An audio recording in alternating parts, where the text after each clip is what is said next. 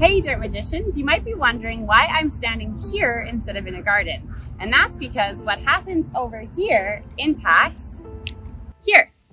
A lesser known fact is that when we live in an urban environment, the urban activities that we're often surrounded by can cause heavy metal contamination into our soils. And if we get enough heavy metals in our soils, that can actually cause health concerns for us growing food in them. I actually did my master's project on this specific topic where I looked at community garden soils and heavy metal contamination, and we found surprising levels of heavy metals in there. So I'm really excited to educate you on this topic so you can protect your family against heavy metal contamination.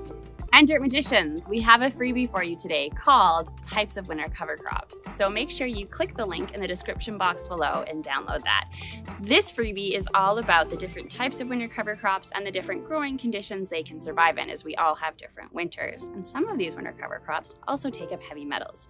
So totally worth a download. So don't forget to click the link in the description box below and get that freebie from us. And make sure you stay right to the very end of the video where we're going to discuss a few flowers that will actually hyperaccumulate heavy metals out of our garden.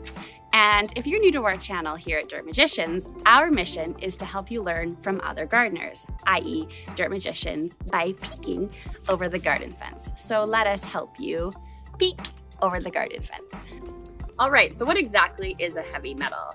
Heavy metal is a metal that you find on the periodic table, so it's an element that occurs, it can occur naturally, but it's toxic to both us and the environment in a large enough quantity.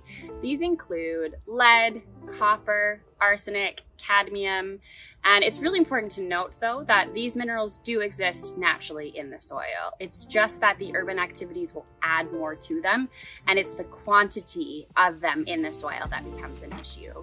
The one that I found probably the most frequently is lead at a level that can be kind of concerning, and that's because we find it in paint, and also in the pre-1970s a lot of our gas had lead in it too.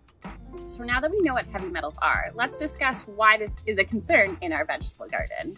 So the reason this is a concern is if it's in high enough levels, like I said, naturally we're going to find a little bit, but if it's in high enough levels, our vegetable plants could take them up into their plant tissue, and then when we eat them, we're ending up ingesting heavy metals. And heavy metals stay in our body typically for a long time.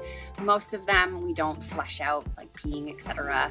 So over time, this can cause diseases and different organ disruption. So not only is ingesting vegetables in an urban soil a concern, the other issue can be if our little ones like playing in the soil. You know, we know that they're not just keeping it where it is. It's in their hands, it's in their mouths, it's in their eyes, it's in their ears.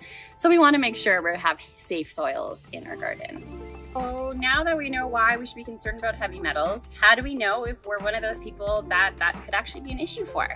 So the only real way to tell if we have heavy metals at a level we should be concerned about is by getting a soil test. And then you take those numbers and compare it to what guidelines are for safe amounts of soil. However, not everyone's going to want to do this. You're not going to be as much of a soil nerd as I am. So there's a few sources of heavy metals that if we know we might be exposed to, we can then instead take steps to protect ourselves.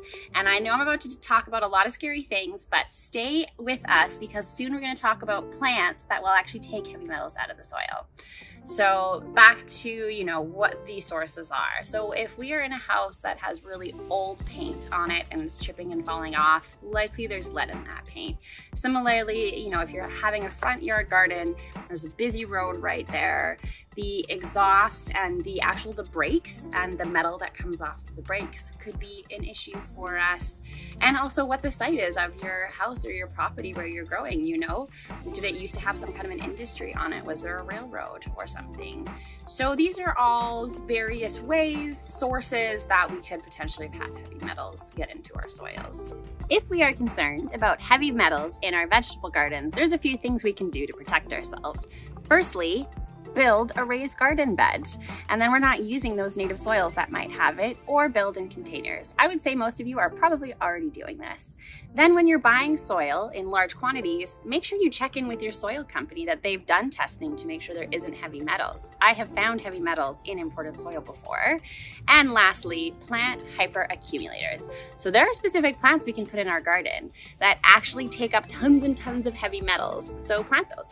So there's actually a few grasses we can put into our lawns to take up heavy metals, and these grasses include creeping red fescue, tall fescue, Kentucky bluegrass, and it's not technically a grass, but I think it looks pretty in a lawn, white clover. And not only do these take up heavy metals out of our lawn soil, but they also are resistant to chafer beetle for those of you who live in places that have chafer beetle. And for our vegetable gardens, there are winter cover crops we can put in that will take heavy metals out of the soil.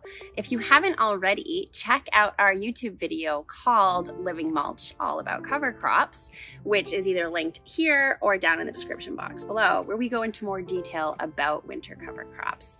But the two that we can plant specifically for heavy metals, firstly, one is called winter rye, and winter rye takes out cadmium, lead, zinc, nickel, and copper, and white clover takes out lead, zinc, and cadmium.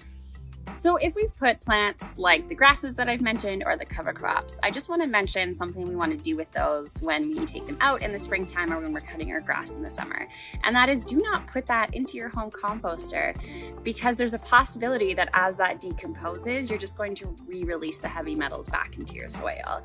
This hasn't really been confirmed, as heavy metals can end up in a bunch of weird complexes, but just to be safe, I would put it in the city composter, as city compost is typically used on non-food crops. All right, Dirt Magicians, that's the end of our video. So don't forget, we have a freebie for you, all on the different types of winter cover crops, so you can make the best decision for yourself, remembering that winter rye and white clover are heavy metal accumulators. So click the link in the description box below and get that freebie right now. We'll see you next time, Dirt Magicians.